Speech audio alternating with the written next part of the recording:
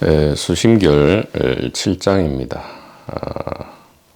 수심결은 마음을 닦는 비결이다. 이제 이렇게 제목은 달려 있지만 이 닦을 마음이 별도로 없는 거죠. 왜냐하면 우리가 보고 듣는 이 모든 것이 바로 이 단 하나의 의식이기 때문에 별도로 마음을 닦을 마음이 없다. 즉 닦을 의식 자체가 없다라는 이 말씀을 하는 것이 수심결이다. 이렇게 얘기하겠습니다. 누누이 말씀드리지만 여기에 컵이 있다 할 때 컵이 저 홀로 있을 수가 없죠. 이 컵이 있기 위해서는 그 이전에 컵 의식이 있어야 합니다. 즉 이 삼라만상 의식이 있어야 하죠. 만법 유식이다 하듯이 우리가 꿈속에서 컵을 봤다면 그 컵은 무엇입니까? 꿈속에 컵이 있기 이전에 그 컵은 바로 의식인 것이죠. 그래서 꿈속에서 컵이 있든 없든 컵이 나타나든 사라지든 오직 의식만 있듯이 이 현실이라는 꿈 역시 이 모든 삼라만상이 있기 이전에 이미 의식이 있다. 이렇게 알아야 하겠습니다. 하다못해 우리가 영화를 보기 위해서도 스크린이 필요하고요.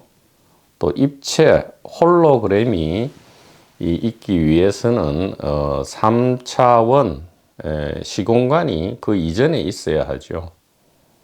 그와 마찬가지로 이 보고 듣고 아는 이 5가지 감각기관의 의식과 그 다음에 생각이라는 제6식 그리고 말라식이라는 제7식이 조합해서 만드는 이 7차원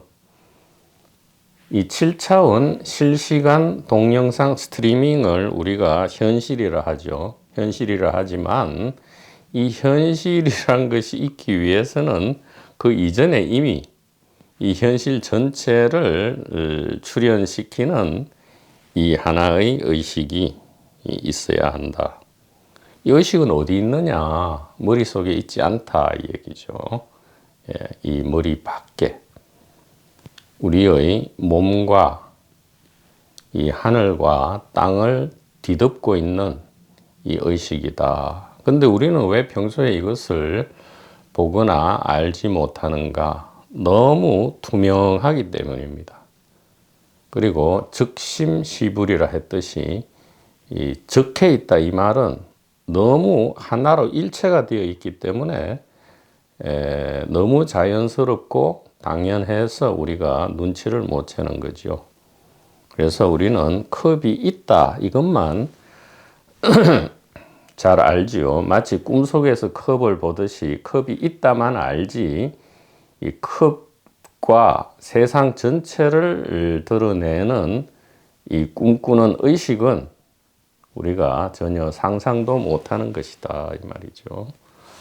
그런데 이제 성가께서 이렇게 자비롭게 해주시는 한 말씀에 우리가 눈치를 채고 비로소 공부를 하기 시작한다. 이것이 도노 점수가 되겠습니다.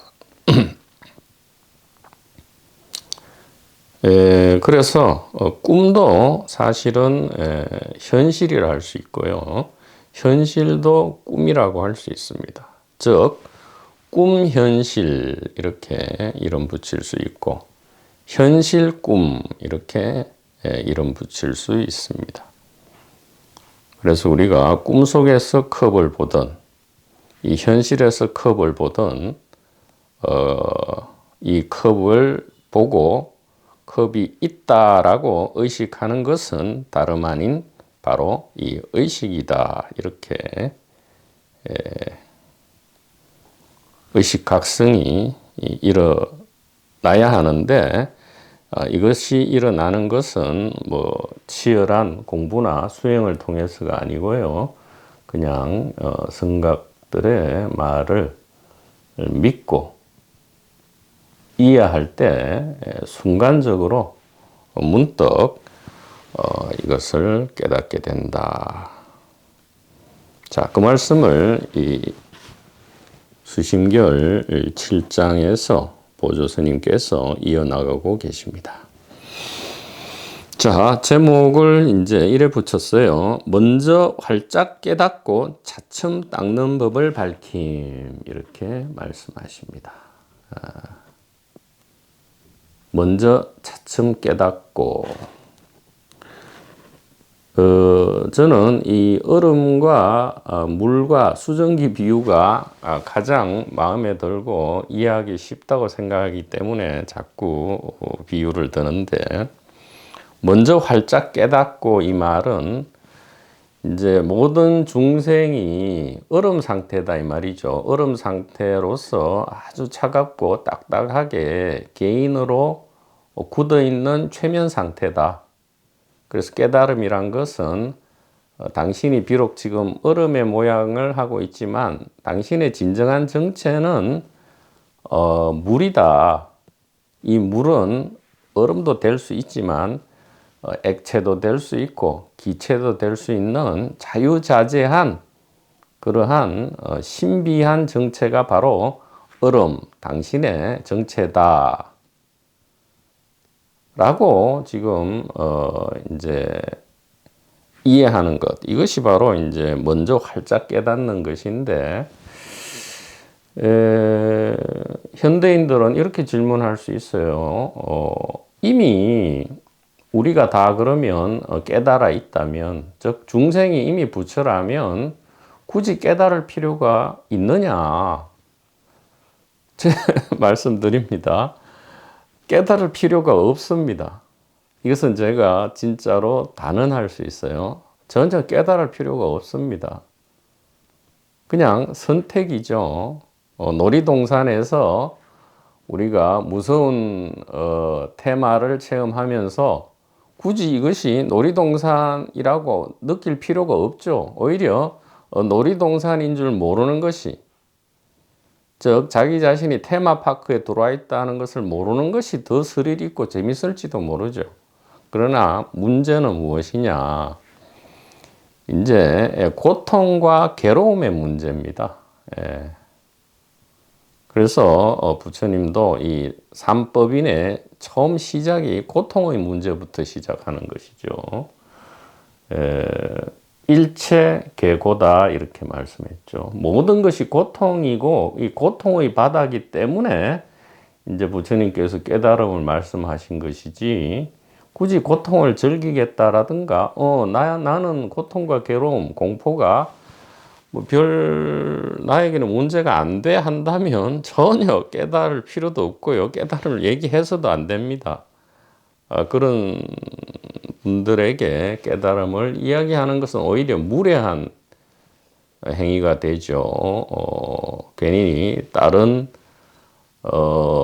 고통을 잘 즐긴다 할까? 즐기지는 못하겠죠. 고통을 어쨌든 문제 삼지 않는 사람의 세계에 괜히 참여하는 매우 무례한 행위가 되는 겁니다.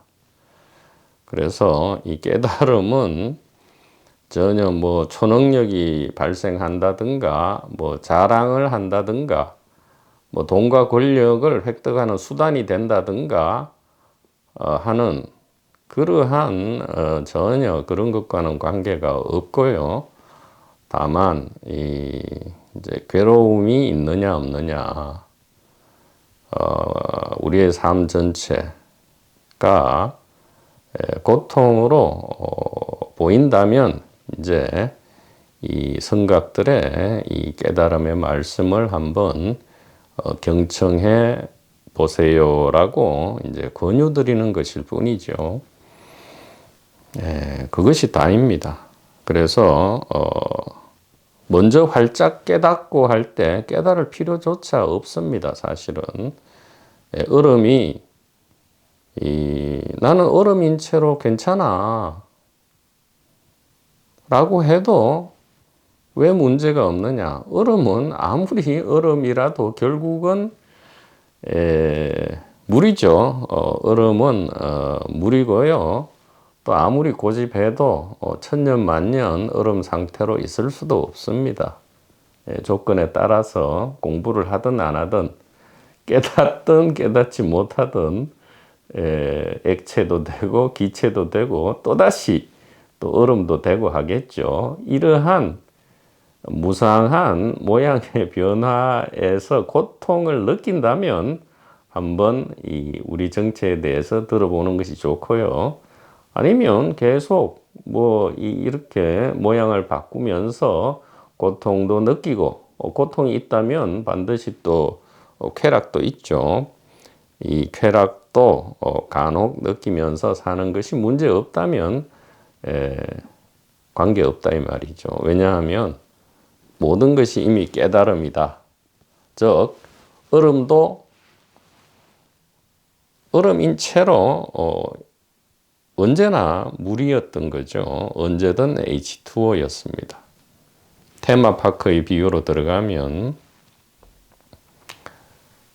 돈을 지불하고 이 고통과 공포를 일부러 즐기기 위해서 우리가 테마파크에 들어온 뒤에 이 곳이 테마파크랑 사실을 잃어버렸다 할지라도, 즉 우리의 정체에 대한 진실을 망각했다 할지라도 객관적으로는 누구든 테마파크 안에 있는 것이죠.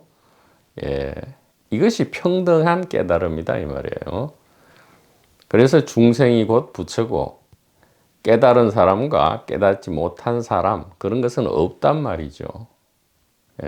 즉 모두가 테마파크 안에 있지만 그것이 테마파크인 줄 알고 놀이기구를 즐기는 사람과 테마파크인 사실을 망각하고 놀이기구에 무서움을 느끼는 사람일 뿐이지, 이 진실의 입장에서 볼 때는 모두가 똑같은 깨달음 속에 있다.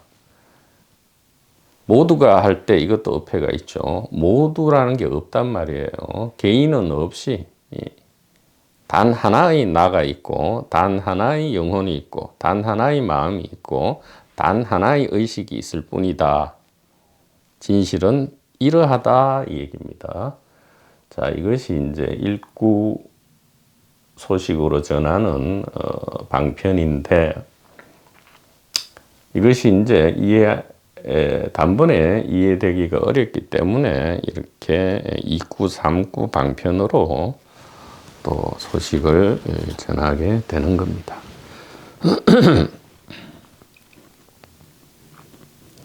먼저 깨닫고 차츰 닦는 법을 밝힘. 이제 이것이 도노점수고 모든 성현의 길이다 얘기입니다. 자, 물음이라. 깨달음이 이미 활짝 깨달은 것이라면 어찌 다시 점차 닦으며, 닦은 것이 이미 점차 닦는다면 어찌 활짝 깨달았다 하리요. 활짝 깨달음과 점차 닦는 두 가지 이치를 좀 더 자세히 말씀해 주소서. 그러니까 도노했다면 이미 다 깨달았는데 왜 또 공부합니까? 이래 묻는 겁니다. 또 점점 공부해야 한다면 앞서 도노했다는 것은 가짜가 아닙니까? 즉 깨닫지 못한 것이 아닙니까? 이렇게 묻는 거죠. 이 질문에 누구나 이렇게 질문할 수 있습니다. 깨달았다면 문제 해결이 돼서 끝난 건데 왜 공부해야 되느냐? 또 깨달음 뒤에 공부가 있다면 앞서 깨달음은 깨닫지 못한 것이 아니냐 이렇게 이제 묻는 것이죠.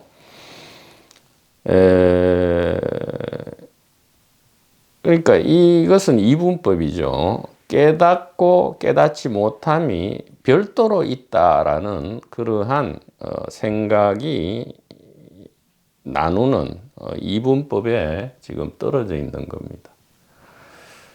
진실한 깨달음은 사실은 이렇죠. 깨달음이 없다입니다. 예. 깨달음과 못 깨달음이 사실은 같은 것이다 이 말입니다. 예, 얼음 상태든 액체의 물 상태든 둘 다 사실은 똑같은 물이다 이거죠. 단지 고통이 있느냐 없느냐 이 얘기다. 이 얘기를 지금 반복적으로 할 수밖에 없다 이 얘기입니다. 얼음도 깨달음이고 물도 액체도 깨달음인데 다만 얼음 상태가 고통스럽다면 천천히 녹여나가야 한다 이런 뜻일 뿐입니다.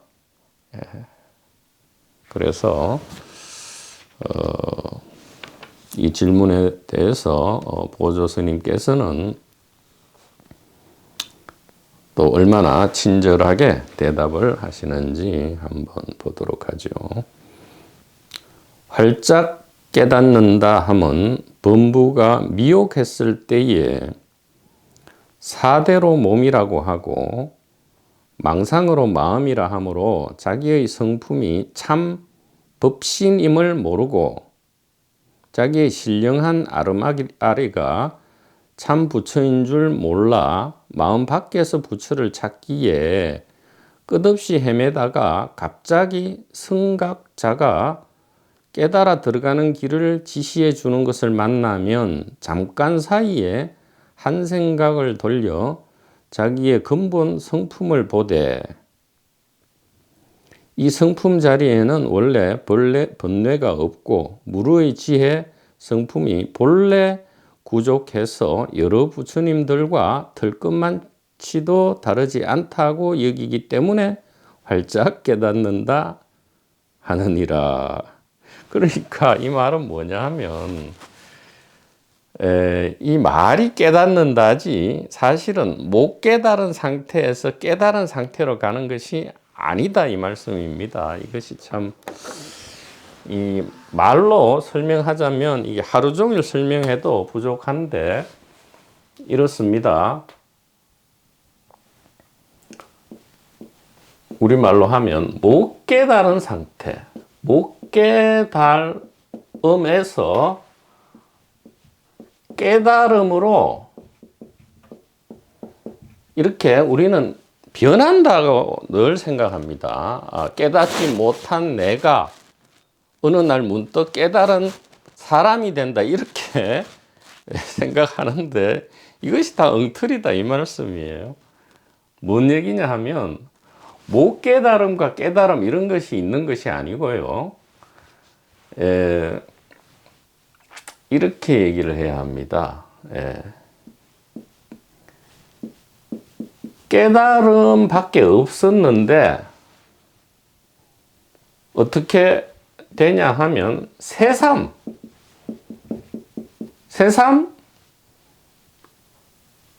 아하하고 알게 된다 이 얘기입니다. 도노라는 것은 이걸 짧게 얘기하려니까 제가 이렇게 얘기를 하는 것입니다. 우리는 철저하게 이 생각이 이분법으로 나누는 이 상태에 너무 길들여져 있기 때문에 이렇게 이야기를 해야만 하겠습니다. 못 깨달은 상태에서 깨달은 상태로 변하는 게 아닙니다. 처음부터 깨달아 있는데 도노라 하는 것은 새삼 아하 하고 내가 깨달아 있었구나 하고 아는 것. 즉 처음부터 테마파크였는데 테마파크인 줄 모르고 있다가 새삼스레 아하 테마파크 안에 있었구나. 내가 괜히 이 공포와 괴로움이 진짜인 줄 알았네. 이렇게 새삼스럽게 알아차리는 것. 그래서 플라톤도 이 상기라 했죠. 다시 기억해내는 것.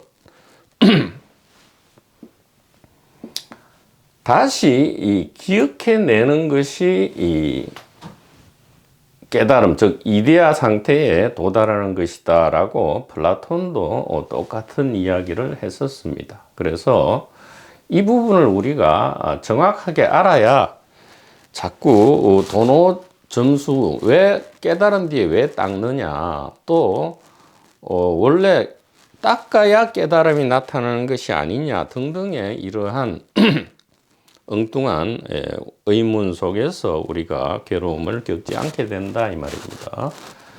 이 부분을 잘 기억해야 합니다.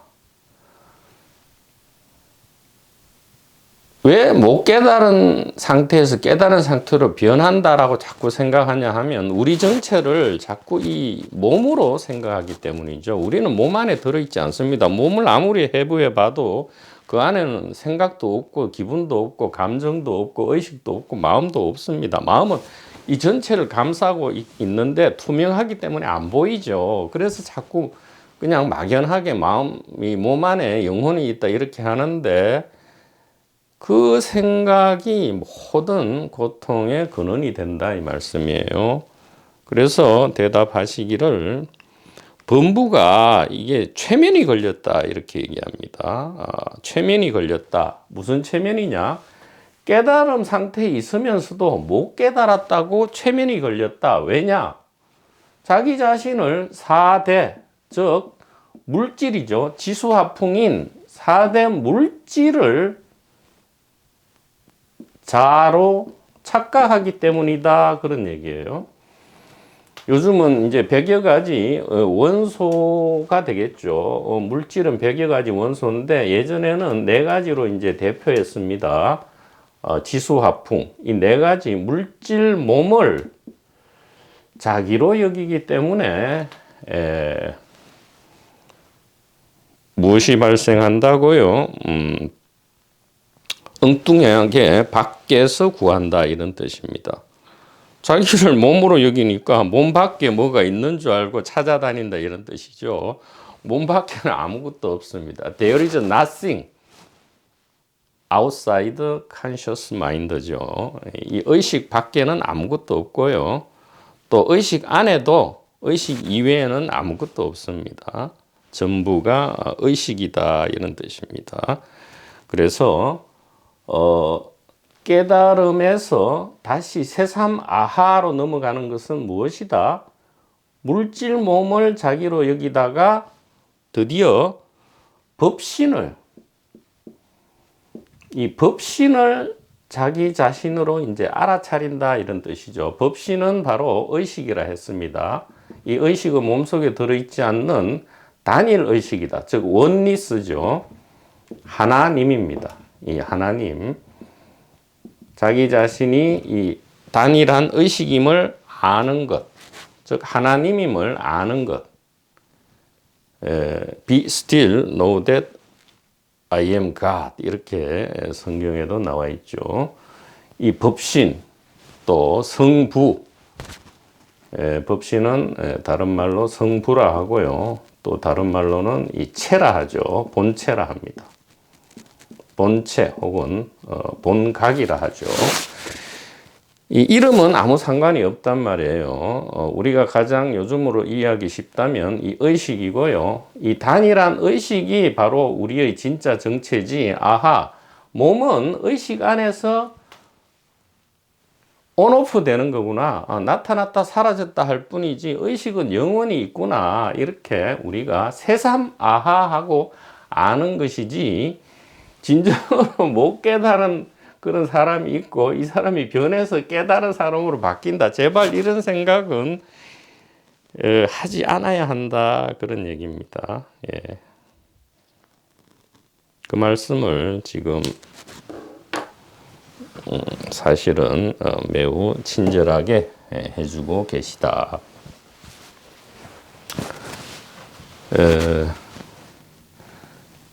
저는 이 수심결을 여러 번 읽었지만 읽을 때마다 참으로 놀랐습니다. 예. 이 시간 간격이 이 1000년이 넘을 텐데 1000년을 넘어서 이 진리의 길에 대한 말씀은 완전히 동일하구나. 예. 바로 앞에 지금 대화를 나누듯이 그런 공감이 느껴졌습니다. 예. 마치 여기에 적혀진 말과 글들이 누가 하는 것인지도 모르게 내가 말을 하는 것인지 내가 듣는 것인지 자체도 모르게 그 정도로 공감이 느껴졌다고 말씀드려야 할까요? 그래서 이 보조스님 말씀대로 이제 활짝 깨닫는 것은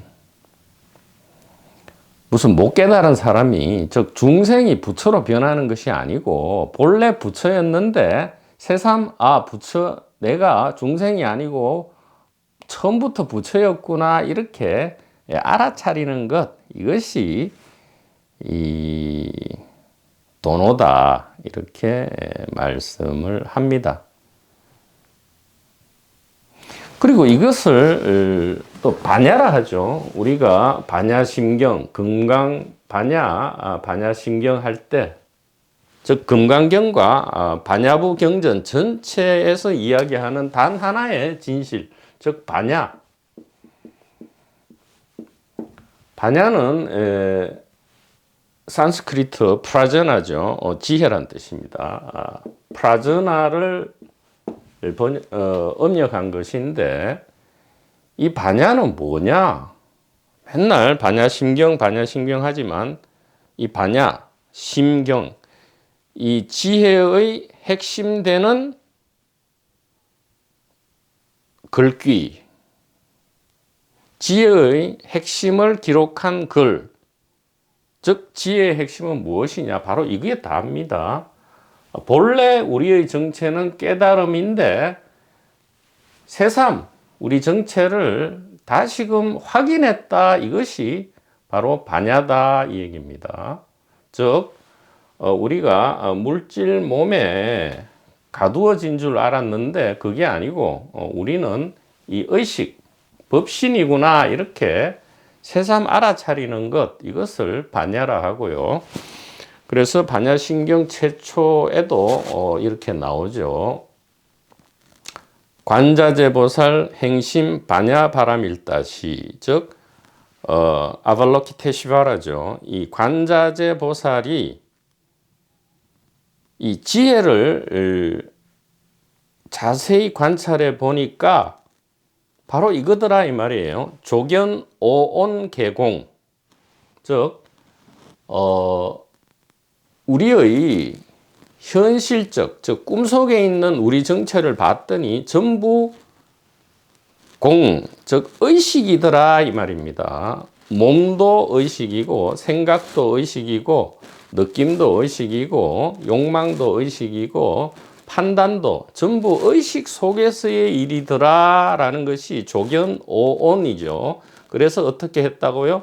도일체고액을 했다. 즉 모든 고통을 넘어갔다. 이것이 전부입니다. 즉 반야의 핵심은 우리의 정체가 물질 몸이 아니고 의식이라는 것을 아는 것, 이것이 이 지혜고요. 그에 대한 결과는 무엇이냐? 도일체고액. 그냥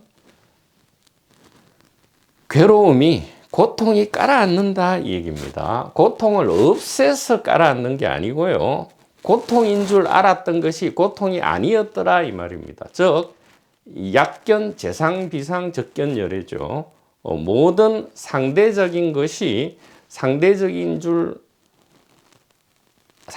것이 아님을 알았더니 곧 깨달음이더라 그 말입니다. 약견, 재상, 비상, 적견, 열애. 즉 모든 모양이 아님을 알았더니, 즉 의식임을 알았더니 그것이 곧 깨달음이고요. 깨달았더니 모든 고통과 죽음조차도 사라지더라 그 얘기단 말이죠. 그래서 이 팔만대장경 전체, 그리고 기독교든 힌두교든 불교든 이슬람교든 시크교든 간에 사실은 핵심은 바로 이거밖에 없다. 즉 우리의 진짜 정체를 알면 어떻게 된다고요? 고통이 없어지는 게 아니고요. 고통으로 알았던 것이 고통이 아님을 알게 됨으로써 고통이 이제 더 이상 우리를 괴롭히지 않는다. 이 말씀을 하고 있습니다. 7장 뒷부분은 또 다음 시간에 계속 하도록 하겠습니다.